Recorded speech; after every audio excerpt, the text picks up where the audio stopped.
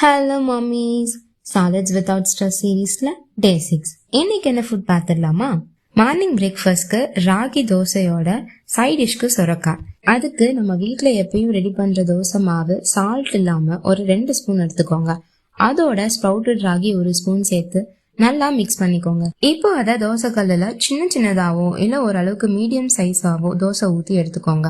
இந்த தோசை ரொம்ப சாஃப்டா இருக்க மாதிரி பாத்துக்கோங்க. இந்த தோசையோட சைட் டிஷ்க்கு நான் சொரக்காயை துருவி எடுத்திருக்கேன். கொஞ்சமா தக்காளி, ஒரு பல் பூண்டு, சின்ன வெங்காயம் ஒரு 2 பீஸ் எடுத்திருக்கேன். ஒரு பேன்ல கொஞ்சமா கீ ஆட் பண்ணி கடுகு சீரகம் சேர்த்துக்கோங்க. இப்ப நம்ம ரெடி பண்ணி வச்ச வெஜிடபிள்ஸ் இதுல ஆட் பண்ணி நல்லா ரோஸ்ட் பண்ணிட்டு ஒரு கிளாஸ் வாட்டர் ஆட் பண்ணி நல்லா அதை பாயில் பண்ண விடுங்க. அது நல்லா வெந்ததும் அதை மிக்சர்ல அரைச்சு எடுத்துக்கோங்க.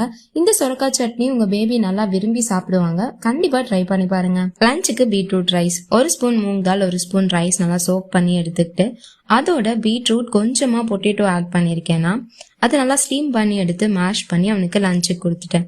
லஞ்சுக்கு டெய்லியும் 1 ஸ்பூனாவது கர்ட் ரைஸ் இன்க்ளூட் பண்ணுங்க. அது பேபிஸ்க்கு ரொம்பவே நல்லது. டின்னருக்கு ஆப்பிள் ரவா போரிஜ். அதுக்கு நான் ஒரு 2 ஸ்பூன் ரவை எடுத்திருக்கேன். ஒரு பேன்ல கொஞ்சமா கீ ஆட் பண்ணி நம்ம எடுத்து வச்ச ரவையை அதுல நல்லா ரோஸ்ட் பண்ணிக்கோங்க.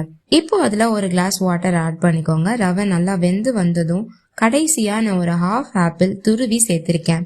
ரவா ஆப்பிள் ரெண்டுமே நல்லா வெந்து வந்ததும் அதை பேபிக்கு ஃபீட் பண்ணிக்கோங்க. இன்கேஸ் உங்களுக்கு வேணும்னா நீங்க மிக்சர்ல அரைச்சியும் கொடுக்கலாம். இப்போலாம் சார் அவரே சாப்பிட்டு ட்ரை பண்றாரு. நான் பார்சல் வாங்குறதுக்காக கீழே போயிருந்தேன். அப்போ அவனுக்கு 1 ஸ்பூன் டேபிள்ல வச்சுட்டு தான் போனேன். நான் போயிட்டு வர்றதுக்குள்ள அதை சாப்பிட்டு ட்ரை பண்ணிருக்கான். அவ்வளவுதான். உங்க எல்லாரையும் நான் டே 7ல பாக்குறேன். பாய்.